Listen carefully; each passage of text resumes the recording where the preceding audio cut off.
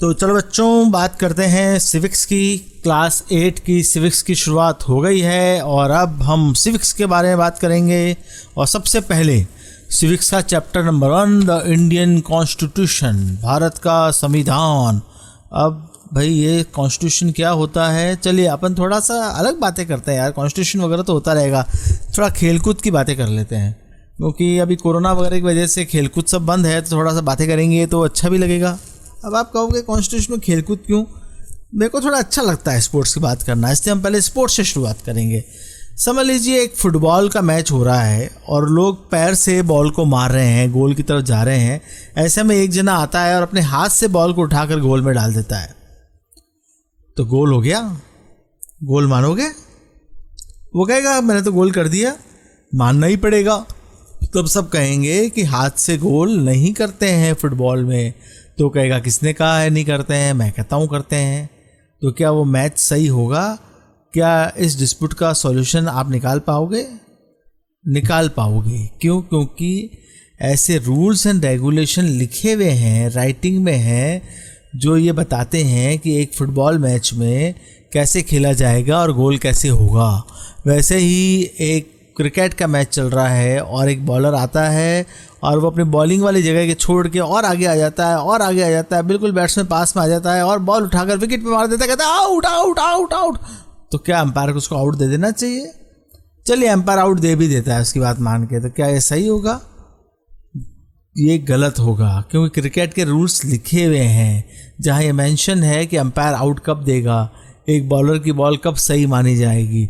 तो ऐसे जब rules regulation set of instruction सब लिखे हुए होते हैं, जहाँ हर एक को उसको कितना काम करने की आज़ादी है, फ्रीडम है, या क्या रूल क्या क्राइम है, कि कौन सी चीज़ आप करोगे तो वो गलत मानी जाएगी, क्राइम मानी जाएगी, वो सब चीज़ें अगर कहीं लिखी हुई हो, जैसे कि क्रिकेट का अपना रूल्स एंड रेगुलेशन है, फुटबॉल के अपने रूल्स एंड रेगुलेशन है, कबड्डी के अपने रूल्स एंड रेगुलेशन है।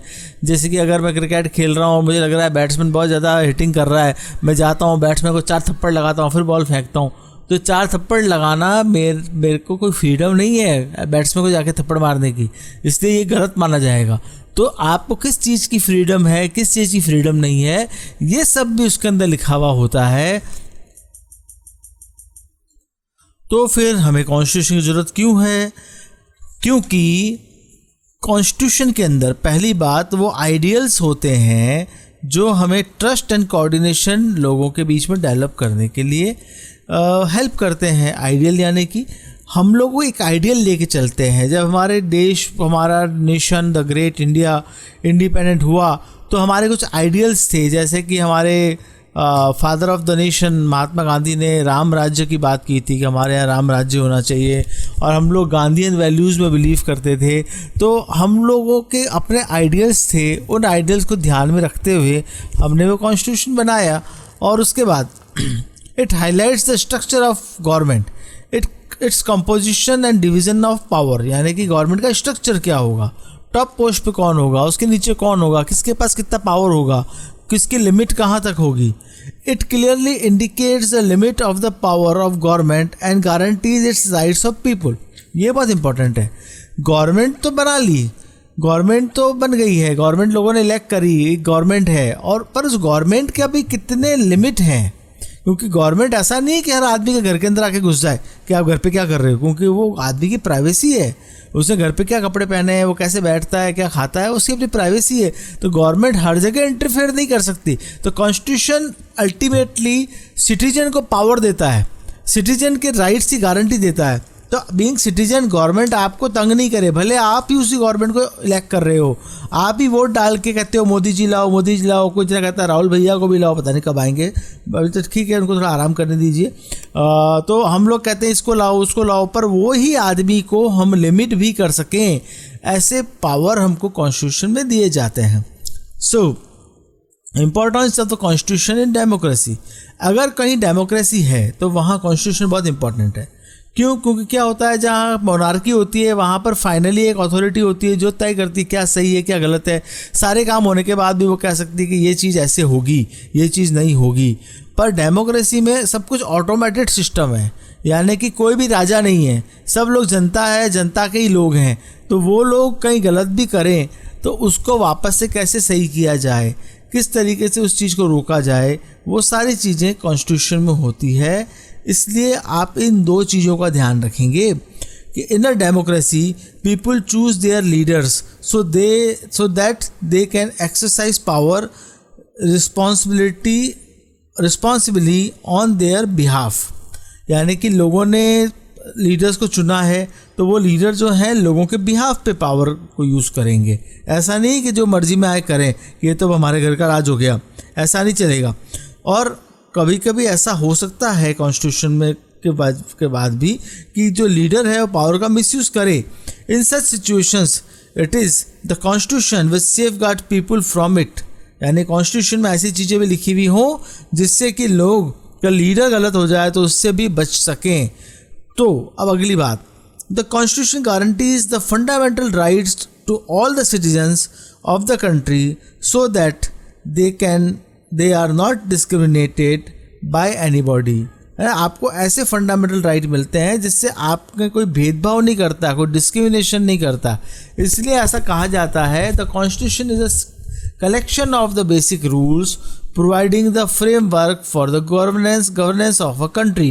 The constitution is adopted to establish governmental machinery to maintain social order and peace. यानी कॉन्स्टिट्यूशन होगा तभी सोशल ऑर्डर एंड पीस होगा, नहीं तो सब लोग लड़ाई झगड़ा करके एक दूसरी गुद्दियाँ पकड़ मर जाएंगे। उसके बाद इंपॉर्टेंट चीज़ है the government in power from miss using their power against other less powerful people और ग्रुप। यानी कि ये भी एक इम्पॉर्टेंट बात हो गई कि constitution also prevents the government in power. वो गवर्नमेंट जो पावर में उसको भी रोकता है वो, और ताकि वो अपने पावर का मिसयूज ना करे। The constitution also helps to protect against decision that might have an adverse effect on the larger principles that the country believes in. यानी कि इस देश में जो लार्जर प्रिंसिपल है उसके अगेंस्ट कोई डिसीजन गवर्नमेंट ना ले ले, उसको भी प्रोटेक्ट करने के लिए कॉन्स्टिट्यूशन है। यानी कि हमारे जो बेसिक चीज़ें हैं उनको गवर्नमेंट नहीं छेड़छाड़ कर पाए।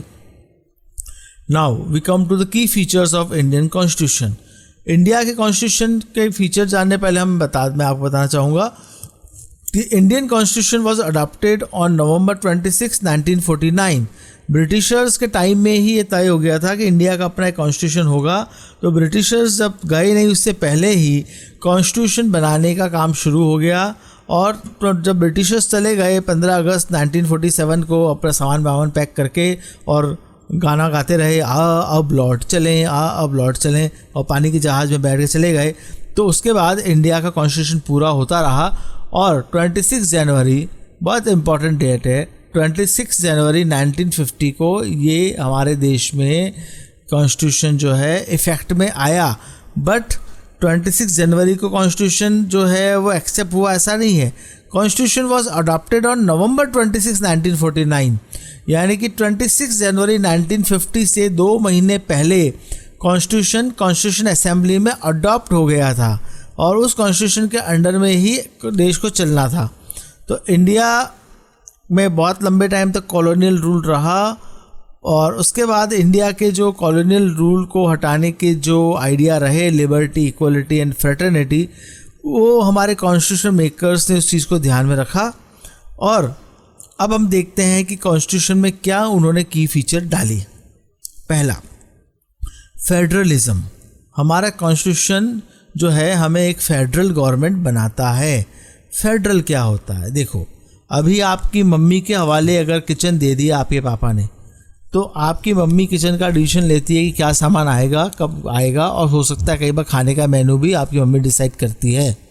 और आपके पापा का काम बाहर का है, बाहर से सामान लाने का है, तो वो डिसीजन लेते हैं।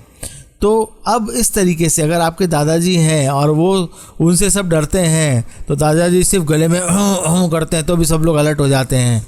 तो क्या हुआ, सबको अलग अलग पावर दे दिया। कोई भी जना एक दूसरे के उसमें इंटरफेयर नहीं कर रहा है, बस सभी लोग आपके घर के लिए ही काम कर रहे हैं। समझ लीजिए आपके पापा सब्जी ला रहे हैं, आपकी मम्मी सब्जी बना रही है, उल्टा भी हो सकता है, मम्मी सब्जी लेके आए, पापा बनाए, एक बार ट्राई करके देखिएगा। तो अगर आप घर पापा आटा ला रहे हैं, चावल ला रहे हैं, सब्जी ला रहे हैं, मम्मी उसका खाना बना रही है और आप खा रहे हो, तो तीनों जने अपना अपना काम कर रहे हो, तीनों को जो जो काम पसंद है वो काम वो आप लोग कर रहे हो।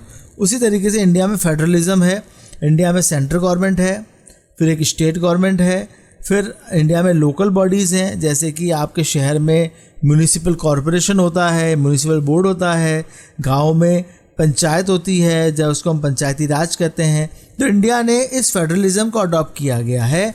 लोकल लेवल गवर्नमेंट से लेकर नेशनल लेवल गवर्नमेंट तक का सिस्टम इंडिया में बहुत अच्छा बना हुआ है, जो दूसरे देशों को भी इंस्पायर करता है। इसके लिए प्रॉपर लॉ एंड पॉलिसीज़ हैं। सपोज़ लोकल बॉडी कोई ऐसा काम करे जो सेंट्रल गवर्नमेंट के अगेंस्ट हो, तो उसको रोकने के लिए भी कानून है। स्टेट गवर्नमेंट को जैसा करे जिससे एम्बिग्यूटी क्रिएट होती हो, तो उसको रोकने के लिए भी कानून है। फिर हमारे यहाँ पे कोर्ट है जो इन सब चीज़ों को सही करती है। जो आपस में लोग गड़बड़ियाँ करते हैं तो कोर्ट आगे कहती है ऑर्डर ऑर्डर, ये गलत है, वो गलत है, ये सही है, वो सही है, सब हमारे हिसाब से होगा।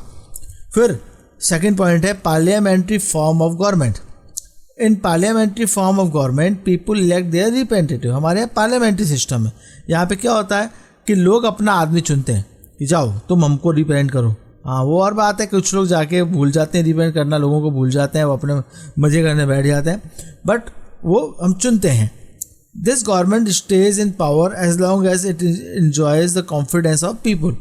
अब क्या हुआ, लोगों का कॉन्फिडेंस है गवर्नमेंट में, तो फिर वो गवर्नमेंट रहेगी। कैसे? लोगों ने 543 लोगों को पार्लियामेंट में चुना। अब 543 लोग जो हैं वो भारत के करोड़ों लोगों का 1.25 करोड़ 1 करोड़ क्या कहते हैं 130 करोड़ 135 करोड़ और शायद मेरे लेक्चर को सुनते सुनते 140 करोड़ भी एक दिन आप लोग हो जाएंगे। तो इतने लोगों को रिप्रेजेंट करते हैं 543 लोग। वो 543 लोग जिस गवर्नमेंट में अपना वोट ऑफ ट्रस्ट देते हैं, वोट ऑफ कॉन्फिडेंस देते हैं, वही गवर्नमेंट रहती है। अगर कोई गवर्नमेंट के अगेंस्ट हो गए हमारे पार्लियामेंट्रियन, तो फिर वो गवर्नमेंट गिर जाती है। तो गवर्नमेंट पावर तब तक रहेगी जब वो 543 लोगों को खुश रखे, इसलिए उनको बढ़िया चाय नाश्ता नमकीन खिलाती रहे। फिर हम लोगों का क्या होगा वो तो हम ही जानते हैं, हमें चुन के हमने भेजा था उनको। फिर है पार्लियामेंट्री फॉर्म ऑफ गवर्नमेंट, ये हमने बात कर ली। फिर separation of powers. The constitution divides the state into 3 organs. हमारे यहाँ जो स्टेट ऑफ इंडिया कहते हैं, हम जो इंडिया को एक स्टेट कहते हैं, वो 3 ऑर्गन में बटा हुआ है। पहला है लेजिस्लेचर, यानी कि जिन लोगों को हम चुनकर भेजते हैं वो लेजिस्लेचर कहलाते हैं। सेकंड इज़ एग्जीक्यूटिव्स, जो लोग काम करते हैं, जैसे IAS ऑफिसर्स होते हैं, पुलिस होती है, ये सब एग्जीक्यूटिव्स हैं जो गवर्नमेंट एम्प्लॉयज़ हैं। नंबर 3 इज़ जुडिशरी, यानी कि जो जज होते हैं, ऑर्डर करते हैं। तो ये तीनों को इंडिपेंडेंस दी हुई है, पर तीनों एक दूसरे से जुड़े हुए हैं। The legislature of India which consist of elected representatives, जिनको हम चुनते हैं, इज़ कॉल्ड द पार्लियामेंट। यानी पार्लियामेंट हमारे इलेक्टेड लोग हैं, और इलेक्टेड लोग जो हैं वो पॉलिसीज़ बनाते हैं, नई नई लॉ लाते हैं, और एग्जीक्यूटिव से कहते हैं अब हमने ये पॉलिसी बना दी है, इस पॉलिसी के हिसाब से चलना पड़ेगा। फिर ऐसे कोई गड़बड़ हो जाती है, लफड़ा हो जाता है, तो यहाँ पे जुडिशली है, वो जुडिशली उसको क्लियर भी करती है। कोई लॉ गलत बन गया है तो वो भी बताती है, और लॉ की पालना नहीं हो रही है तो वो भी बताती है। चौथी बात है हमारे कॉन्स्टिट्यूशन की, वो है फंडामेंटल राइट्स। फंडामेंटल राइट्स में क्या है, इंडिया में कॉलोनियल रूल रहा तो फंडामेंटल राइट्स बहुत कम थे। आप कोई भी चीज़ में अरेस्ट कर लिया जाता था, वो आप भगत सिंह बन के कुर्बान हो जाते थे। The constitution thus guarantees this fundamental rights to every citizen. कौन कौन से फंडामेंटल राइट्स होते हैं इंडिया में? राइट टू इक्वलिटी, आप अलग से पढ़िएगा अच्छे से। Right to freedom, right to against exploitation, right to freedom of religion. मैं कोई भी धर्म मानूँ नहीं मानूँ मेरी मर्जी, और मैं छत पे जाके पूजा करूँ, ज़मीन पे बैठ के पूजा करूँ, खड़ा होकर पूजा करूँ, और पूजा करूँ या नमाज़ पढ़ूँ, या फिर मैं क्रॉस बनाऊँ, या फिर मैं अपनी तरीके की पूजा करूँ जो किसी भी धर्म में किसी ने सुनी नहीं हो, मेरी मर्जी। और कल्चरल एंड एजुकेशनल राइट्स, मैं अपना कल्चर फॉलो करूं, मैं सिर पे कपड़ा पहन के घूमूं या पेट पे कपड़ा बांध के घूमूं या हाथों में कपड़े बांध के घूमूं, ये मेरा कल्चर है। मेरे को जो ड्रेस अच्छी लगती है वो पहनूंगा। और एजुकेशनल राइट्स भी मुझे हैं, मैं पढ़ाई कर सकता, ऐसा नहीं किसी को कहा जाए कि तुम नहीं पढ़ोगे, वो नहीं पढ़ेगा। Right to constitutional remedies. अब क्या हुआ, अगर कॉन्स्टिट्यूशन में कहीं ना कहीं ऐसा हुआ कि आपको कॉन्स्टिट्यूशन में जो लिखा हुआ है वो वायलेट हो रहा है, तो आप उसके अगेंस्ट रेमेडीज़ ले सकते हो, कोर्ट जा सकते हो, आवाज़ उठा सकते हो, लेटर लिख सकते हो, है ना। तो ये सब फंडामेंटल राइट्स हमको दिए हैं। और फंडामेंटल राइट्स को में के साथ साथ कॉन्स्टिट्यूशन में डायरेक्टिव प्रिंसिपल्स भी दिए हैं। डायरेक्टिव प्रिंसिपल्स यानी कि जो स्टेट है, जो गवर्नमेंट है, इन डायरेक्टिव प्रिंसिपल को हिसाब से देश को चलाएगी, जिससे कि इंडिया में सोशल और इकोनॉमिक रिफॉर्म आ सकें और आए भी हैं। फिर अगला जो पॉइंट आता है इंडियन कॉन्स्टिट्यूशन में, जो कि बाद में ऐड किया गया, वो और वैसे इंडिया की स्पिरिट में भी था कॉन्स्टिट्यूशन की, that is the secularism. The constitution declares India to be a secular state, यानी कि हम सेक्युलर हैं, यानी कि हम कोई भी रिलीजन को फेवर नहीं करते हैं, हम सारे रिलीजन को इक्वल मानते हैं। हिंदू, मुस्लिम, सिख, ईसाई आपस में सब भाई भाई। तो हम मंदिर, मस्जिद, गुरुद्वारा, चर्च, जितने भी तरीके के रिलीजन्स हैं उन सब की हम रेस्पेक्ट करते हैं, पर हम किसी को पर्टिकुलरली किसी के हिसाब से देश को नहीं चलाते हैं। हम एक ही रिलीजन के हिसाब से देश को नहीं चलाएंगे। That is called the secularism. कुछ लोग कहते हैं सेक्युलरिज्म का हिंदी में अर्थ होता है धर्मनिरपेक्षता, पर सही जो अर्थ है वो है सर्वधर्म संभाव। वो मेरा पर्सनल व्यू है यार, मैं भी तो कोई कम थोड़ी ना बोल सकता हूँ। The constitutional makers were sensitive to problem face by Muslim after partitions. क्या हुआ, पार्टीशन हो गया तो इंडिया में जो मुस्लिम रह गए तो कुछ लोग अगेंस्ट हो गए कि यार तुम मुसलमानों की वजह से पाकिस्तान बना है। उसको देखते हुए उनको भी डेमोक्रेटिक राइट पूरे दिए गए। Every citizen would be given the freedom of worship, हर एक को अपने हिसाब से वर्शिप करने का अधिकार है। The state does not promote any religion, पर गवर्नमेंट नहीं कहेगी कि ये रिलीजन मानो, गवर्नमेंट नहीं कहने वाली कि तुम हिंदू बन जाओ, मुस्लिम बन जाओ, ये बन जाओ। तो इस तरीके से इंडिया का कॉन्स्टिट्यूशन बनाया गया है। और इंडिया का कॉन्स्टिट्यूशन वर्ल्ड का लॉन्गेस्ट कॉन्स्टिट्यूशन है, बहुत लंबा चौड़ा लिखा है भाई साहब हमारे कॉन्स्टिट्यूशन को, इसलिए पढ़ो इस कॉन्स्टिट्यूशन को, इतना लंबा क्यों लिखा है उसको समझो। और इस वजह से हमारा देश एक दुनिया की सबसे बड़ी डेमोक्रेसी कहलाता है। इसलिए सबसे बड़ी नहीं कहलाता है कॉन्स्टिट्यूशन लंबा है, इसलिए कहलाता है कि यहाँ पर सबसे ज़्यादा लोग रहते हैं डेमोक्रेटिक में। आप कहोगे सबसे ज़्यादा तो चाइना में रहते हैं बॉस, अरे चाइना वाले तो कोरोना बेचते हैं यार, उनकी क्या बात करते हो। पर anyway, China is not a democratic country, इसलिए वहाँ से कोरोना छुप छुप के निकलता है। हम लोग सब कोरोना के बारे में साथ साथ बताते हैं, because we are a democratic country. तो हम लोग दुनिया की सबसे बड़ी डेमोक्रेसी क्यों हैं, क्योंकि हम डेमोक्रेसी हैं और हम लोग दुनिया की सेकेंड सबसे ज़्यादा पॉपुलेशन वाले देश हैं। जो सबसे ज़्यादा पॉपुलेशन वाला देश है वो डेमोक्रेसी नहीं है। जब वो डेमोक्रेसी नहीं है तो फिर उसको हम लार्जेस्ट डेमोक्रेसी नहीं कहेंगे, हम अपने आप को लार्जेस्ट डेमोक्रेसी कहेंगे। इसलिए इंडिया की डेमोक्रेसी के मामले में बहुत वाट है, बहुत इज्जत है पूरे वर्ल्ड में, बहुत ज़्यादा लोग उसको इंडिया को रेस्पेक्ट देते हैं। ये बहुत बढ़िया देश है जहाँ पे सेकुलर भी हैं, जहाँ पे राइट्स भी हैं, और इंडिया में बहुत अच्छे से राइट्स दिए भी हैं और रेमेडीज़ भी उसके लिए बहुत अच्छे दी गई है। इंडियाई कोर्ट भी जो है आधी रात को खुल के भी आपको आपके कॉन्स्टिट्यूशन का राइट दे देती है। जज लोग उठ जाते हैं रात को, बिल्कुल तैयार होकर कोर्ट पहुँच जाते हैं कि कोई भी आदमी का कॉन्स्टिट्यूशन का राइट बंद नहीं होने का मांगता, इंडिया में सबको राइट मिलने का है। तो ये आपका चैप्टर 1 हो गया कॉन्स्टिट्यूशन ऑफ इंडिया, और हम चैप्टर 2 पे फिर मिलेंगे। तब तक आप लोग मज़े करिए, कोरोना करिए और कोरोना को देश से भगाइए।